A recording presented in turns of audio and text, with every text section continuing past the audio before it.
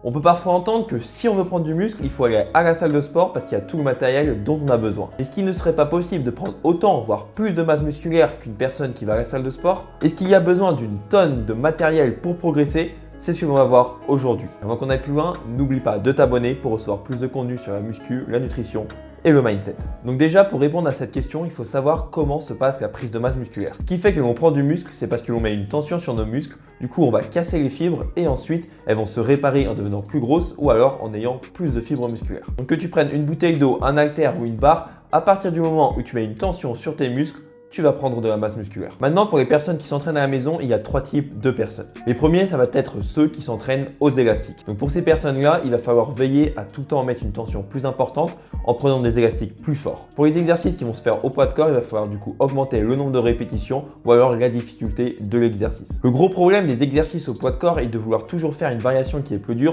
c'est qu'au bout d'un moment, on va atteindre une limite et ça va devenir trop facile. Après, bien sûr, tu peux toujours faire par exemple des tractions à une main, tu peux faire du pistol squat ou alors tu peux faire des pompes à une main. Mais le gros problème avec ces exercices, c'est qu'ils demandent une bonne stabilité et c'est vraiment dur de forcer. Et vu que ce sont des exercices instables, tu vas passer beaucoup de ton temps à devoir stabiliser. Alors que quand tu prends un exercice où tu dois limiter cette stabilité, tu peux beaucoup plus forcer et te concentrer sur tes muscles. Après, ces exercices ne te permettent pas non plus d'être dans un bon angle de travail. Par exemple, avec des tractions à une main, des fois tu vas un petit peu te dandiner dans tous les sens. Et le fait d'avoir un mouvement qui n'est pas vraiment stable comme ça peut créer des petits déséquilibres et donc créer des blessures. Donc pour les personnes qui débutent avec ce matériel, bien sûr qu'il est possible de prendre de la masse musculaire assez rapidement, mais le problème c'est qu'on va vite atteindre une limite. La deuxième catégorie de pratiquants, ce sont ceux qui vont avoir des haltères, peut-être une petite barre et peut-être un banc aussi. Si tu n'as pas de banc, c'est pas grave, un lit ça peut suffire. L'avantage que ces personnes ont par rapport à l'autre groupe, c'est qu'ils peuvent toujours mettre plus lourd. Ils peuvent tout le temps appliquer la tension mécanique. Tout simplement parce qu'avec les haltères, on peut régler le poids. Et peut-être que ces personnes n'ont pas énormément de poids pour faire de gros haltères.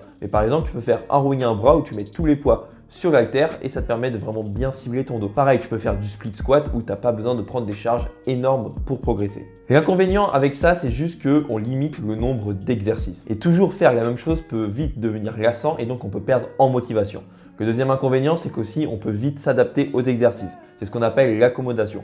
C'est-à-dire que quand tu fais tout le temps le même stimulus, ton retour sur investissement va baisser, donc tes résultats également. Également, c'est pas facile de cibler tous les angles de chaque muscle, mais ça c'est plus pour les intermédiaires avancés. Et le troisième groupe de personnes qui s'entraînent chez elles sont celles qui ont une barre, qui ont un banc, qui ont des chandelles, bref, qui ont quasiment tout pour faire tous les mouvements au poids libre. D'ailleurs, c'est ce que j'avais quand j'étais en France avec un home gym bien équipé, avec suffisamment de poids, le matériel, et ça me permettait de bien progresser. Donc le gros avantage, c'est que tu as tout le matériel et donc tu vas pas avoir les gros désavantages des deux groupes qu'on a vus au-dessus. Le seul gros problème, c'est que tu ne peux pas avoir accès à tout ce qui est des machines et des poulies qui permettent d'apporter une plus grosse variation d'exercices. D'autant plus que tous ces exercices aux poulies ou alors à la machine sont beaucoup moins traumatisants pour le corps, pour les articulations, etc. Donc si tu as l'argent, tu peux acheter une station de poulie qui permettra d'avoir un home gym vraiment complet. Donc tu peux tout à fait prendre de la masse musculaire chez toi. Il faut juste que tu sois conscient que le moins de matériel tu auras et plus vite tu seras limité, que ce soit pour ajouter du poids ou alors varier un maximum tes exercices. Alors si tu es débutant et tu as pour objectif d'avoir un physique athlétique et tu n'as pas forcément beaucoup de matériel, c'est vraiment pas une excuse. Donc tu n'as aucune excuse et tu as juste à tout donner. Maintenant, si tu veux encore plus te former, j'ai sorti les 5 livres et les chaînes YouTube pour aiguiser tes connaissances. Avec ça, tu auras un programme prise de masse pour booster tes gains si tu es ectomorphe